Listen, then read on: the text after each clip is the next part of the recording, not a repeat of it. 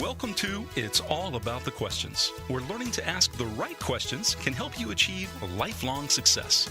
Now, here to help you ask all the right questions is award-winning author, international speaker, and business strategist, Laura Stewart. Good morning, afternoon, and evening, everyone, and thanks to all my listeners on iHeartRadio, Waxy AM, FM here in Vero Beach, and all over the world who listen to my podcast. You make this my favorite time of the day, as do the incredible guests that I get to have on. And I was just on Rhett Palmer's show just before this, and, you know, it's just so much fun to be around people who love what they're doing. And that's what this is all about for me. It is my favorite time of the day. And I also get to see Sean, my favorite producer. Well, thank you so much, Laura. And I always enjoy this show. I really do. Well, thank you. It's great to have you here. One of these days, I'm going to get to hear you sing with your band. Okay, maybe not sing, but I'll play with them. Okay, all right. Play is good. I like play. Play works. All right. All right. So today we have a dear friend of mine who is one of those people that whenever you're around her, you just go to yourself, this woman has more knowledge than I could ever imagine and is so astute, is so amazing, and asks really, really great questions. So I love people who ask great questions, and she's a geek like me, but beyond being a geek, she is the founder of an incredible company based out of San Diego called SaaSMAX. And have you heard of the cloud, everybody? You know, software as a service, bringing everything to the cloud. You've probably all heard about cybersecurity issues, all sorts of stuff like that. I have my friend Dina Moskowitz on the show with me today. She's calling in from San Diego, and we are going to be talking about what it takes to be the CEO of a tech company today, how you go about getting venture capital funding, what it means to create your own blue ocean strategy. Everybody knows I'm a big fan of that. Dina has created a company that is doing something that has never been done before. And she's loving it, and we're going to be talking about it. So, Dina, welcome to the show. Hi, Laura. Thanks for having me. It's great to have you, too. And you sound really, really far away and hollow. Are we on speaker with you, or... You know, I think our connection is not the best. You sound far away as well. Okay. All right. So what we're going to do is we're going to try to get this a little bit better. So why don't you just talk a few minutes. Tell us how you got started as an entrepreneur, Dina. Sure. I got started, well, let's see. It goes way back to the days of... After college, I went into the investment banking world, and from there, I ended up being amidst the dot-com era and was experiencing a lot of young people jumping into technology, not knowing a lot about the internet, but yet the dot-com boom was just going crazy. And so from that, I turned my investment banking experience into a business plan consulting business and started working with a lot of these startup companies that were all moving into technology. And so that's really at the beginning and the heart of it. I always had an entrepreneurial sort of edge and spark to my personality, was always getting into new things like that. And so the opportunity to first be a consultant or advisor to a lot of startup companies without taking the risk myself, then prepared me to be able to jump in and start my own technology company. Well, you know, it's kind of crazy. Just listening to the kind of companies you were involved with and the work you were doing, you've always been a person who wasn't willing to go where everybody else was going. You know, a woman as an investment banker was not that common. The work that you've been doing with startups, that's not something that a lot of other women are doing either. So what do you think it is about your personality that makes you love that kind of challenge? It's a good question. I'm in a lot of groups where we promote women in technology and IT. And I do that because I realize, being in the industry, how few women rise up in the ranks of leadership within technology and IT. But from my perspective, I just went for it. It wasn't a gender thing. It wasn't, it was just I was just doing what I felt I needed to do based upon the opportunities that I saw out there and that were presented to me, and just sort of evolved within my path.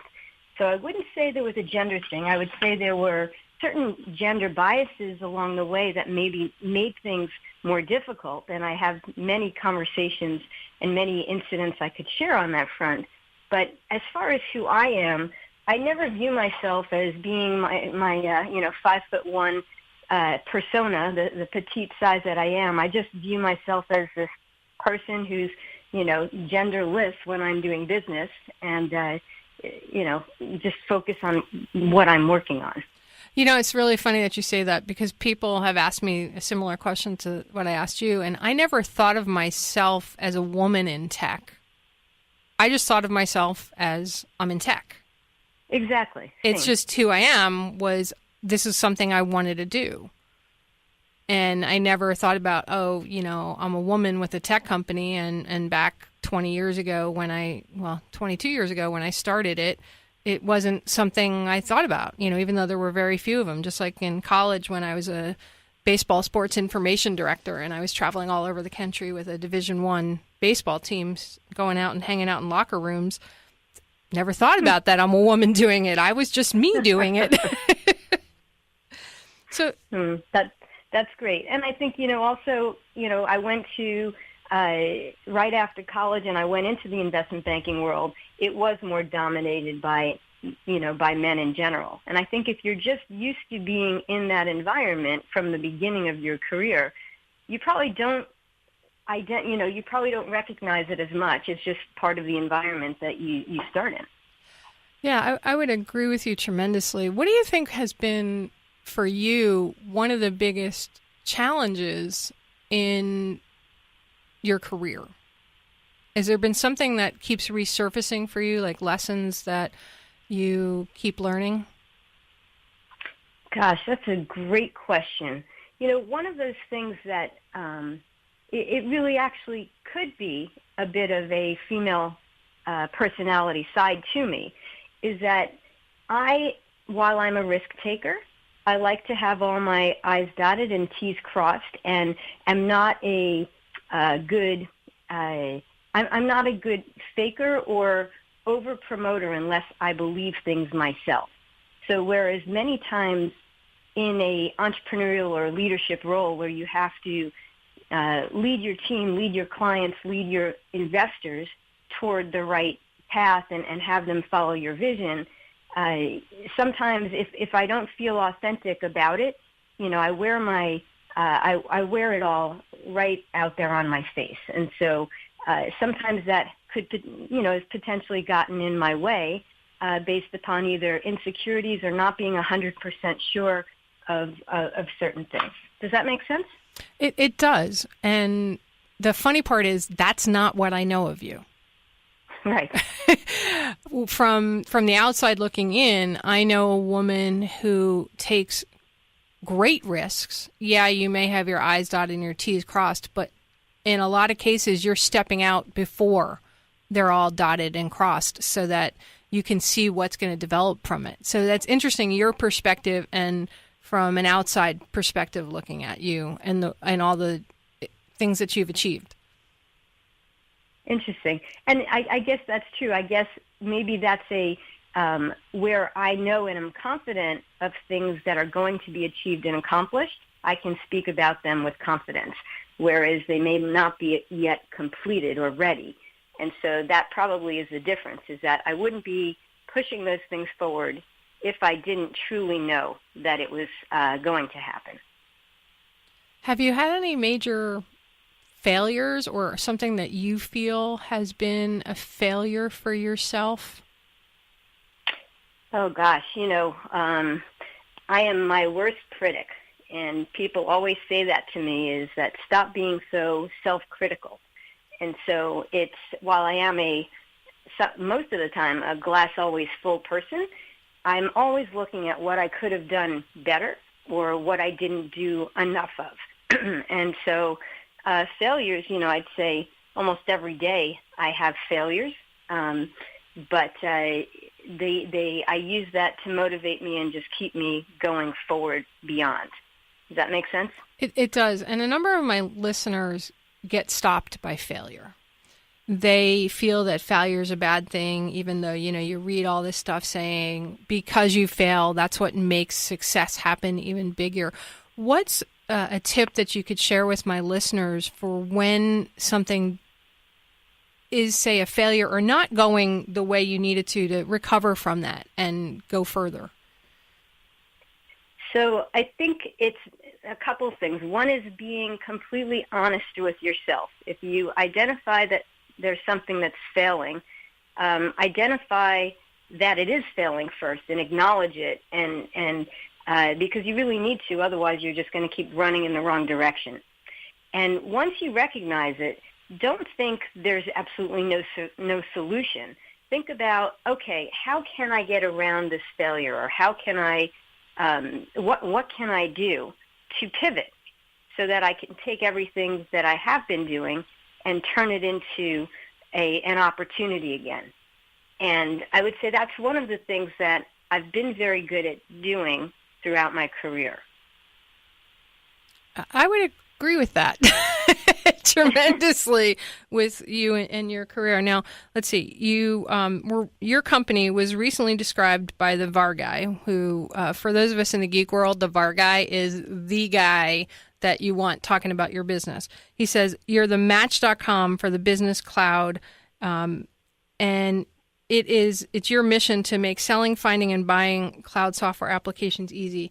And that is not something that's ever been done before.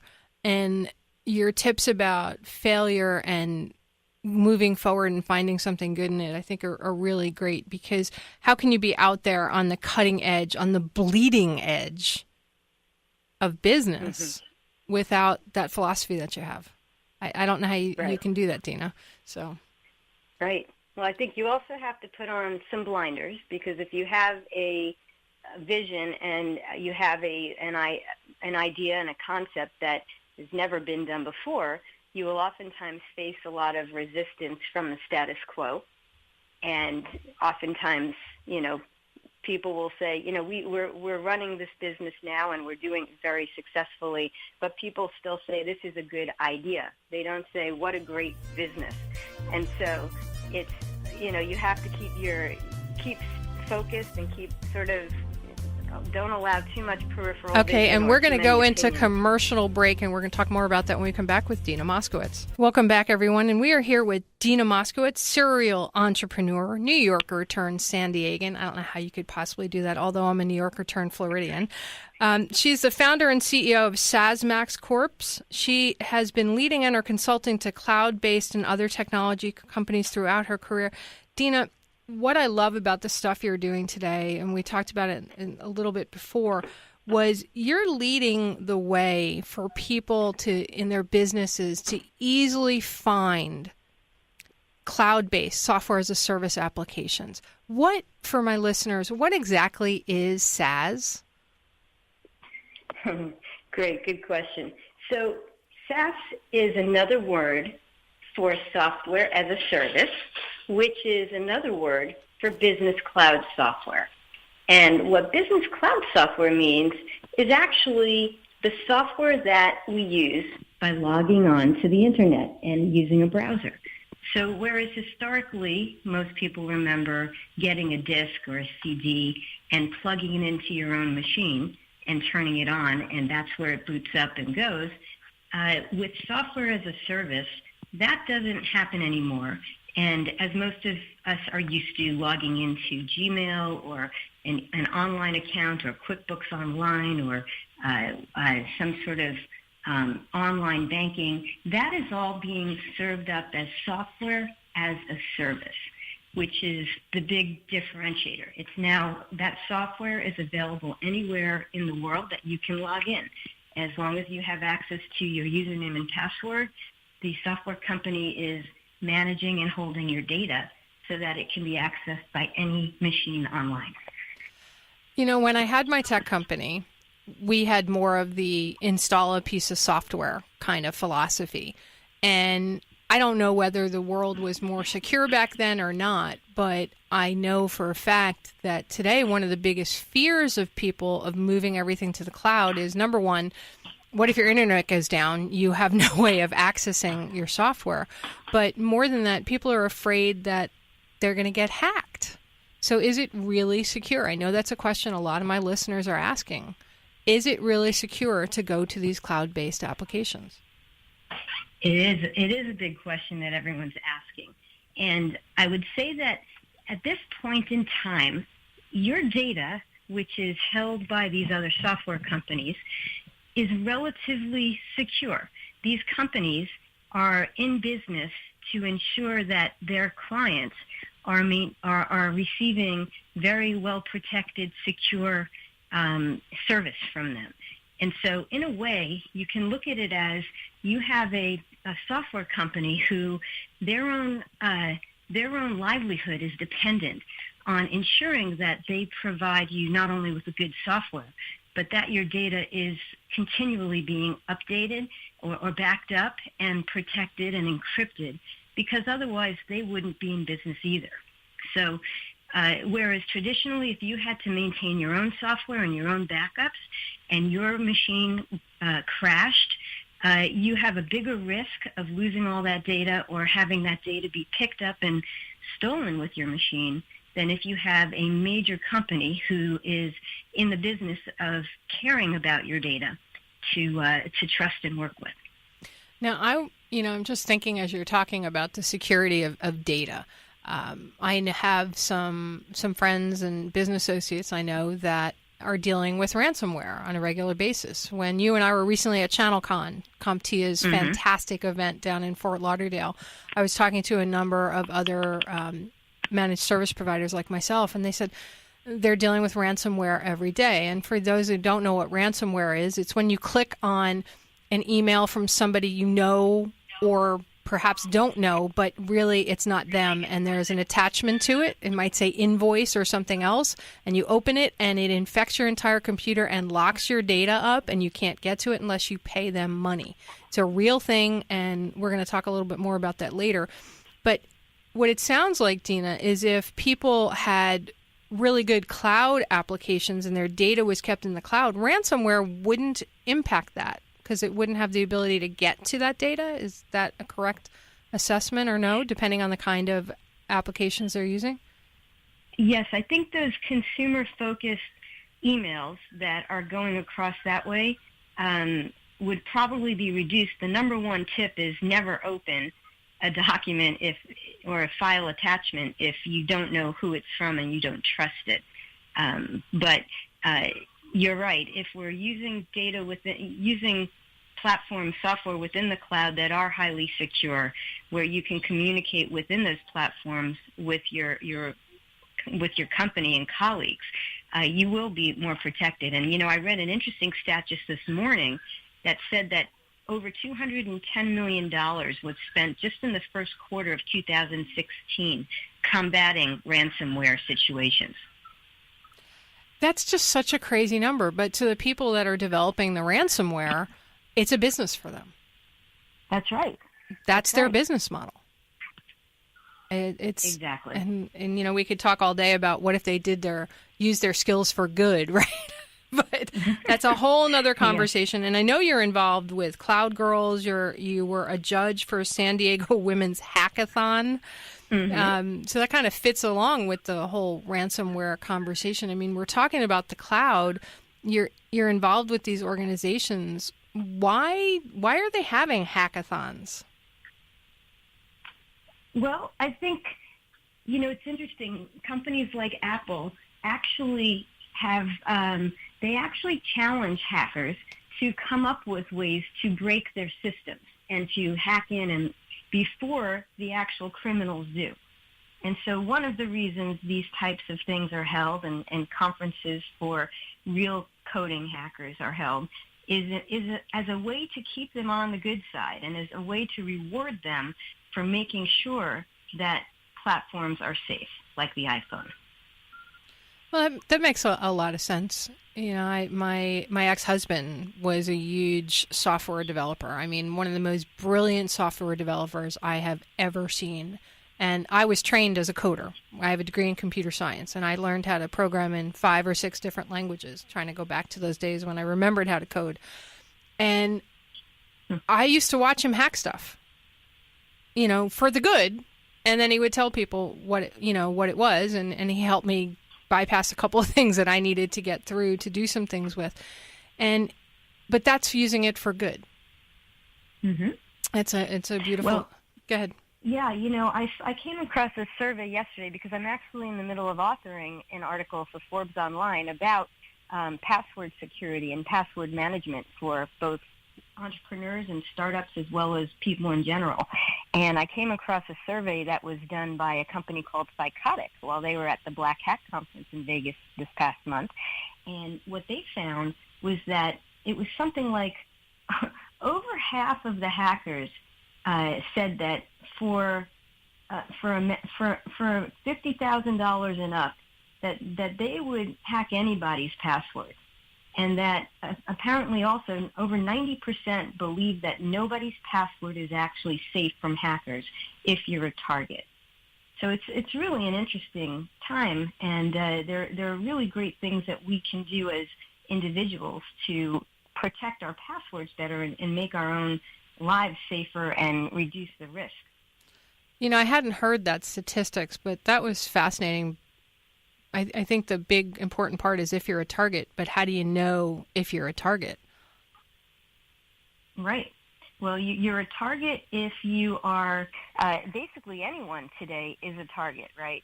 Now, if you're a customer for a big healthcare company or for an insurance company or for a bank or a company like Target, you know, your information is all contained and being targeted by hackers who are trying to gather lots of data about as many people as possible and be able to have that information and either sell it on the black market or you know, hack it themselves at some point. It's really it's really a war on it's a cyber war is what they're saying right now. It's easy for us to walk around every day and not think about it, but every time you go online and you allow your browser to save your information, save your password to your online banking or to your Amazon Prime account, you are creating more and more vulnerabilities for yourself. It's so true. Chrome the other day just asked me if it wanted to save my credit card information to it. I'm like, no, absolutely not. Are you saving any of that information or my passwords? And we'll be back with more from Dina Moskowitz after the news. And I'm sure there's probably going to be something on the news break right now talking about some recent craziness with technology. But we'll be right back. Welcome back, everyone. If you're listening to the podcast, it was a really, really, really short break. If you're listening to the radio, you got to listen to the news.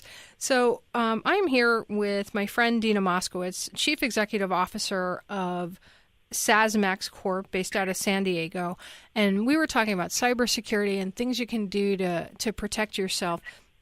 Dina, to me, your company is really unique compared to a lot of other businesses out there. And the reason I think it's unique is because you're not pushing any one particular product, right? You're aggregating some of the best cloud software as a service applications in the market. You're vetting them for the people that will be selling them or buying them, and creating one place for people to find the best of the best. Why did you decide to do that instead of a more traditional model? Well, so let's go back about 5 years from now before I started SaaSMAX. And I had a data storage software company, an online software company. And when I sold that company, what I look back on in terms of thinking about opportunities, but what I could have done better and where I failed, even though I succeeded, as we were talking before. And I recognized that had I known as a business owner at that time of this online data storage software, had I realized that so many companies trust and go to their IT advisors to put their solutions together, right, and to bundle them up and make sure that everything is pulled together securely and safely, that I probably would have done even better in my company and taking my product to market through these IT solution providers, people like you, Laura, who was a managed service provider. And so as I looked at the industry as a whole, what I recognized was that so many of these amazing new software companies that are coming out to market are thinking that just by putting themselves out there and going direct sales and direct email blasts, that they were going to be able to reach everyone. When the reality is that most businesses have no time to do a lot of discovery of what the best solutions and the newest solutions are, but instead they trust their technology advisors and their email marketing advisors and their social media advisors to help them to do to select the right software to help their businesses grow and shift. And so that was my aha moment, was that I needed to put together this new emerging sector of software companies with the traditional chain, the traditional value chain of people, of companies like Laura's company, managed service providers and technology consultants, who could then help the companies really adopt and use these solutions, these new softwares, in the most efficient way. Does that make sense? It does. And I know that when I had my tech company, and by the way, a little aside, if people want to know more about me with my tech company, there's a great article about me when I was interviewed recently on Forbes.com.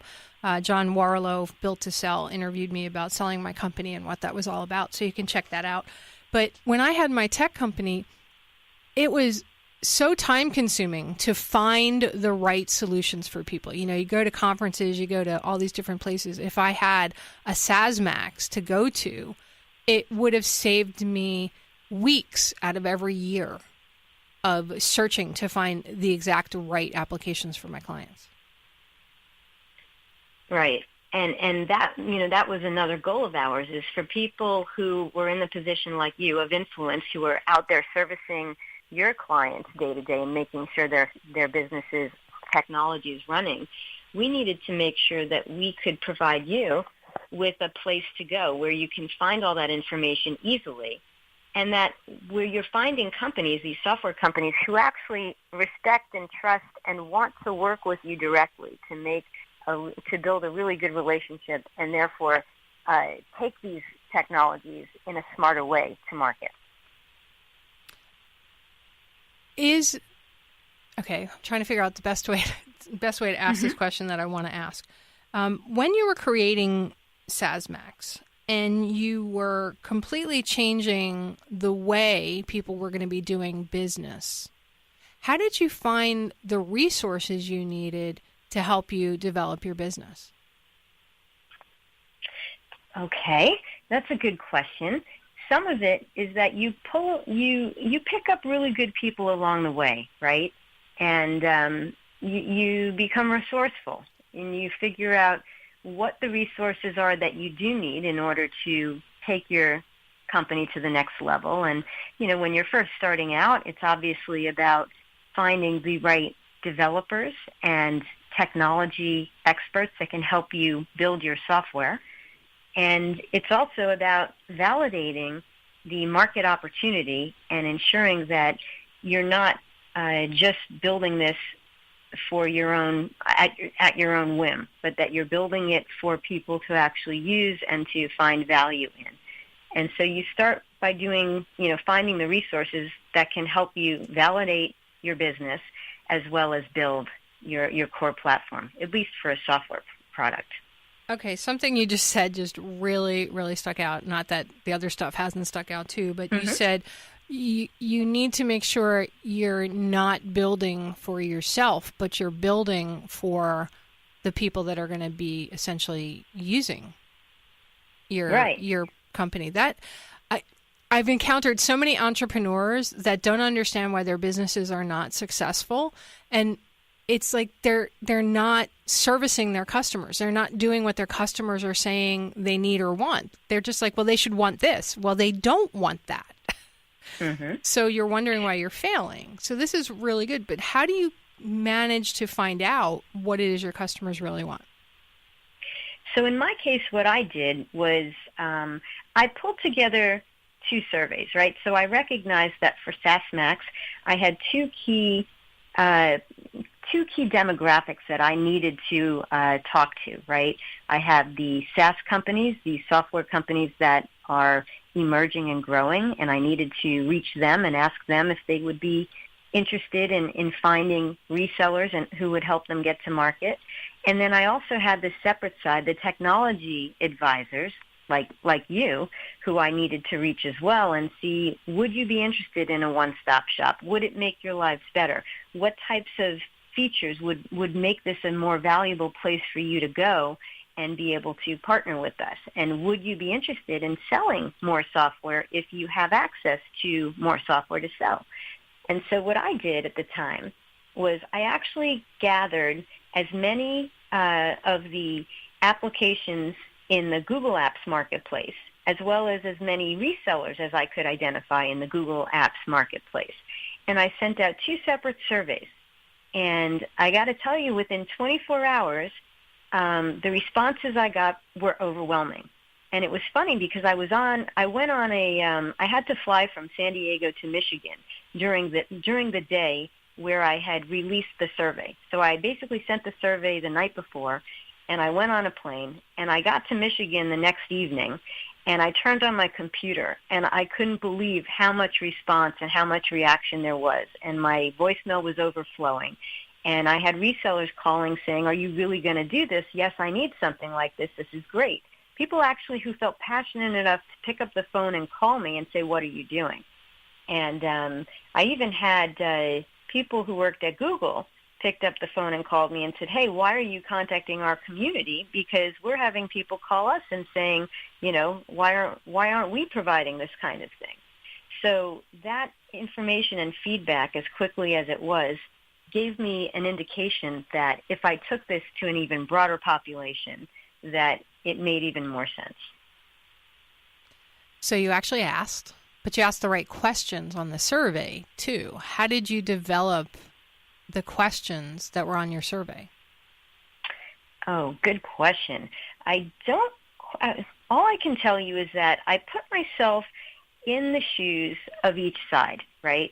And asked them questions and thought about how I would develop the product so that it would appeal to them and really gauge whether or not they would be interested in certain features and functionality. And so it was more that I would ask the question, but then I designed the question as something that they could give me a rating, right? Like how interested would you be in applications that are, do they have to be 5-star, ratings? And at what, to rank that between 1 and 10, how important is that? How important is it that a SaaS company pay you at least a 20% commission? How important is it for you to be able to find the right solutions, when you're looking versus being hit up all the time by phone calls and email blasts versus going to one trusted resource? And so some of the questions are a little bit leading, of course, but if you word them in a way that they can get back to you with honest answers, it will help you productize what you're building. So it wasn't just a survey that they checked a box. There was opportunities for them to expand on the answer? Yes, I would say if you're designing a survey that always give them the opportunity in a question to add more comments on the side, because some people really want to give you a big opinion, and it's very valuable. Others maybe want to just check off boxes and do it quickly. But if you give them an option of checking off other or add more information, people usually who take the time to fill out your survey will usually give you more information. I love that. And I've always found that you don't want to do too long a survey. If it takes them more than 10, 15 minutes, they're probably not going to do it. But we'll be right back with more from Dina Moskowitz talking about how you can build a company that your customers really want to do business with. One of the things that you're doing now that has also never been done before is you're creating the cybersecurity marketplace for SaaS, for resellers, MSPs to create a web store where they can sell specific cybersecurity applications and stuff like that. For my listeners who have businesses out there, what are some things that they need to be thinking about in terms of SaaS, cloud-based cybersecurity applications that they should start considering to have in their business? Okay, good. I love that question because I think everybody can learn from it. And let me try to explain. The first thing that everyone can and should be doing is having a small strategy in place for where you're going. You know, all of your passwords, master passwords, server keys, everything that you have in terms of access to technology products, including if you give your employees cell phones, make sure you have the ability to control and log in, and you keep the master keys to everything. And then be careful about who you give that information out to. There's some really great password and administrative software platforms that you can use to manage all of that in a very easy way that you'll know that things are much more safe and secure. Do not transmit any information that is a password over email, over Skype, over text. Those are the most insecure ways and the most at-risk ways that you can do so. So from a cybersecurity standpoint, that's one of the most important things, is just to be aware of and put some sort of management and make yourself accountable to being careful about all of your passwords and all of your access keys. Because right there, we are our own worst enemy sometimes, right there. And then otherwise, there are some really good products out there that can protect your email even more so. That also, there are software products that can protect your website from attacks. Those are called distributed denial of service, or DDoS attacks. And you can easily get a software that all you have to do in that software is put your company URL in, and it will tell you and warn you if there's any attacks that are about to occur. So lots of threat monitoring tools that you can use that are very non-invasive, that are non-technical, that can help you be in control of what's going on with your website, which is typically very important for small businesses. Were you going to say something?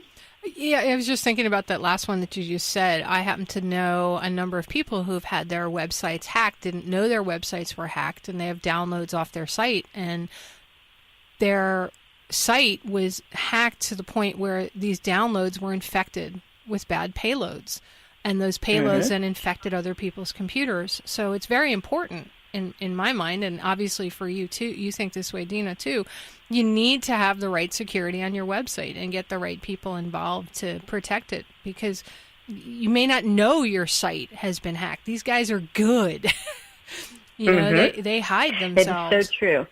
And, for many people who have, let's say you'll go and hire someone who's a website builder, right, or a website designer, and you give them the keys to your servers, right, and you let them go and they design a nice website for you, and they put it on, and let's say it's in WordPress, and then they put it on some hosting server.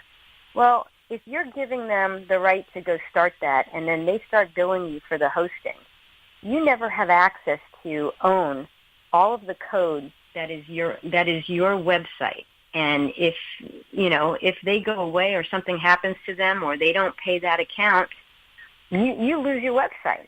So it's very important to even maintain control of your website. Make sure that they let you create the server user account and that you control the master keys. And then you give them access and let them contribute, but then you change your passwords when they're done.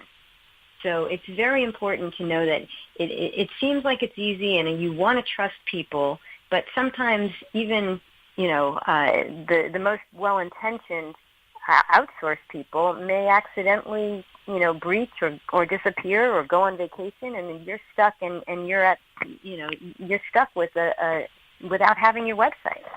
Yeah, I've seen that happen to a number of former clients of mine. When we took over the tech for them, they weren't even listed on the account for their websites, and the web guy held them hostage, and it was just a nightmare. Lawyers had to get involved. Okay, so we talked about protecting your website. We talked about password protection and things like that. What else are some foundational, say, pillars of things that people need to have for their security? I think depending on the type of business you are, the security it extends further. There are things called mobile device management software, which is great to have if you're deploying many devices across your employees, or you have a car service, for example. There is networking security devices security software for endpoint protection, which means that at every level that your technology and that your company is doing business, that every device and every software is being protected and managed and monitored. Very important to back up your data, right? Make sure that you have some sort of disaster recovery plan. A lot of small businesses that I talk to like to just use their email as a place to keep all of their data. It seems that, especially for small businesses, they don't think about the significance of keeping all of your data in an organized system, a document file system, and then to back that up on a regular basis. So, from a security standpoint, it's a disaster recovery type of security strategy, but very important. We see lots of small business and consumer-focused backup software companies advertise on TV, but there are also ones that are built for stronger businesses to really deal with compliance. And if you're already dealing with HIPAA compliance or financial compliance with your clients, you probably already are taking some of these measures into effect, but don't discount the fact that if you send your data outside of your network, that you are creating a breach right there yourself. It's a really great thought to leave everybody on. So we're getting close to the end of the show. Dina, how do people reach out to you? How do they find out more about SaaSMAX and you? Sure. So SaaSMAX is, it's spelled SaaS, Software as a Service, Max. So SaaSMAX.com is our website. And when you go there, you can see lots of different software applications that we've vetted that are very good for all types of business applications, from file sharing to unified communication, phone service, to business apps such as for finance or invoicing or for marketing, all types of applications there. And to reach me directly, you can feel free to send an email to Dina, D-I-N-A, at SaaSMAX.com, SaaSMAX.com. Awesome. And I happen to know that Dina responds to all the emails at all hours of the day and night. I'm like, do you ever sleep, Dina? I do not. Yeah, I know that for a fact because I've been up all night and emailing back and forth with you. So thank you so much for being on the show with me today and sharing your wisdom with my listeners. Laura, thanks so much for having me. Have a great day. So everybody, Dina shared with us some really great lessons about growing a business, developing a business, and finding out what your customers want. And she also shared some really great tips about failure and moving forward from failure and how failure really is not a failure. And that's a conversation we've had on this show a number of times, but I love her unique perspective about it.